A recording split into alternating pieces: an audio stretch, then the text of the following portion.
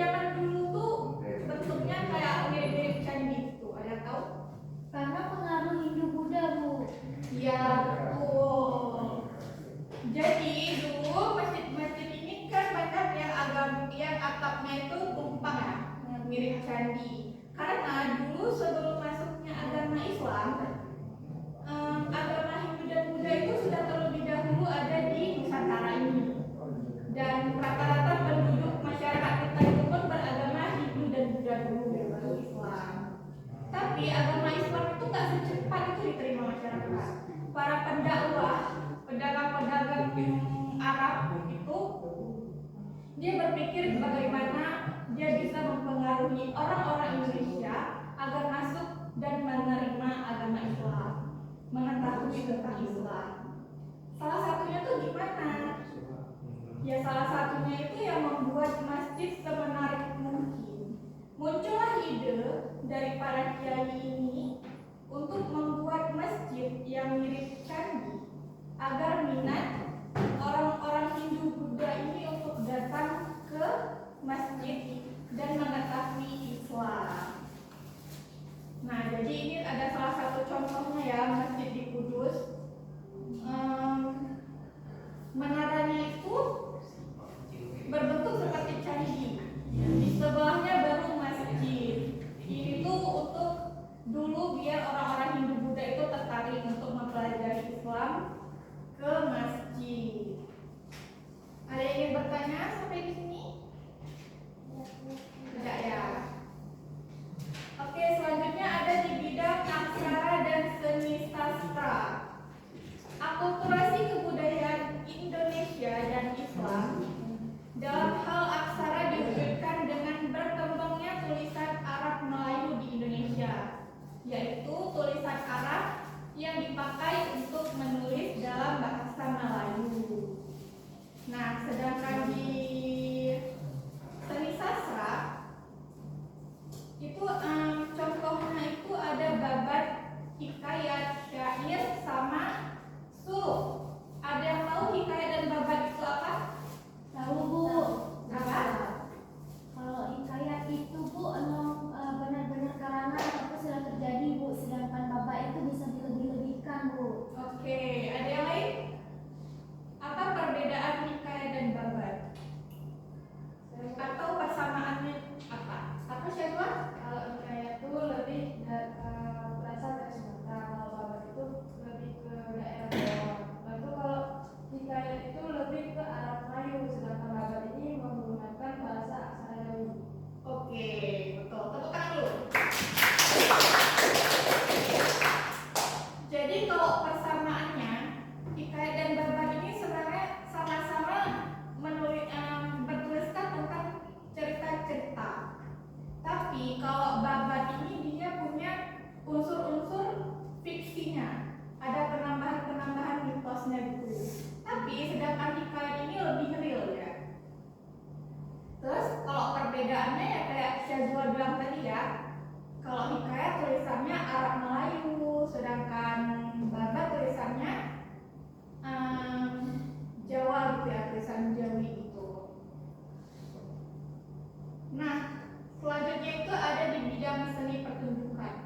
Kenapa wayang menjadi salah satu akulturasi budaya Islam di Indonesia di bidang seni pertunjukan?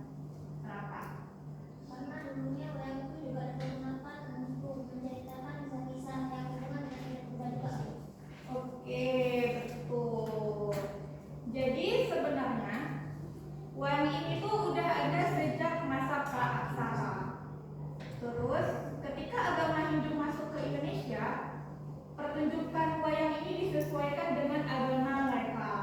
Jadi bercerita tentang kitab Ramayana dan Mahabharata, dan itu sangat digemari oleh masyarakat. Dan wayang ini menjadi salah satu juga alat untuk menyebarkan agama Hindu pada waktu itu. Nah, karena wayang ini digemari banget sama masyarakat Hindu Buddha pada saat itu, muncullah ide dari para kiai ini untuk menyebarkan agama Islam dari wayang tersebut. Gimana caranya? Jadi para kiai ini dia bermain wayang, tapi ceritanya itu diubah. Kalau di agama Hindu tadi kan dari kitab Mahabharata dan Ramayana ya. Tapi kalau para kiai ini membuat lagi ceritanya tentang kisah-kisah Nabi dan Rasul, gimana kisah tentang perjalanannya dakwahnya Nabi Muhammad dan kisah para sahabatnya Nabi Muhammad, sehingga orang-orang pada masa itu tertarik gitu dengan agama Islam. Nah, sampai saat ini ada yang ingin bertanya? Oke. Nah, terus di dalam bidang seni ukir, dalam ajaran Islam kita itu kan dilarang untuk menggambar sesuatu yang bernyawa ya, kayak manusia, hewan, apalagi patung. Itu adalah hal yang biasanya nampak di candi-candi.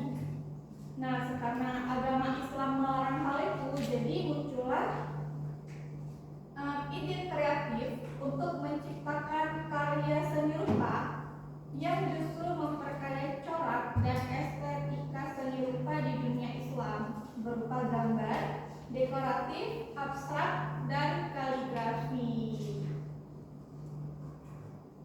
Terus di bidang upacara ada yang tahu kenapa ada akulturasinya? Ada Bu, setuju.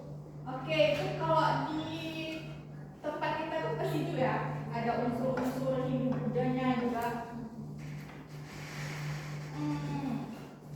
Akulturasi dalam hal upacara ini terlihat, kalau di Indonesia tuh terlihat pada acara kelahiran, kematian, acara pernikahan. Apa yang nampak? Kayak digambarin ya, kayak lagi siraman menuju hari pernikahan juga ya. Nah, ini sebenarnya itu culture Hindu dan Buddha, bukan culture kita. Cuman para kiai ini apa namanya, memodifikasi lagi ya. Jadi ada doa-doanya dari Al-Quran gitu. Nah,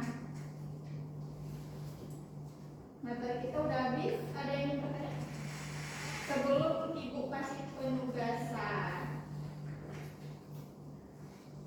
ada yang tanya ya? Berarti Ibu mulai kasih tugas aja ya. Jadi Ibu bakal bagi 2 kelompok. Kelompoknya mau Ibu bagi atau bagi sendiri? Ini kelompok 1, ini kelompok 2 ya.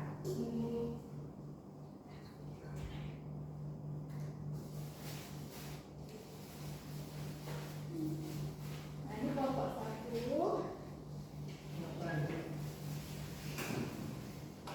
Nah, ini kelompok 2. Silahkan dikerjakan.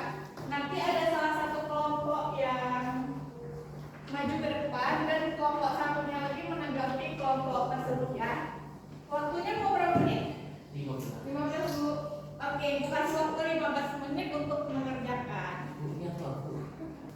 Gimana, ada yang kurang dipahami? Fatin, ada yang kurang dipahami Fatin? Oke, kelompok sebelah ada yang kurang dipahami?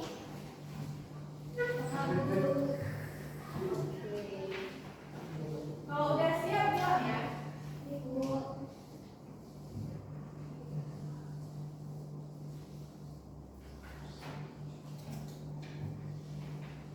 Siap.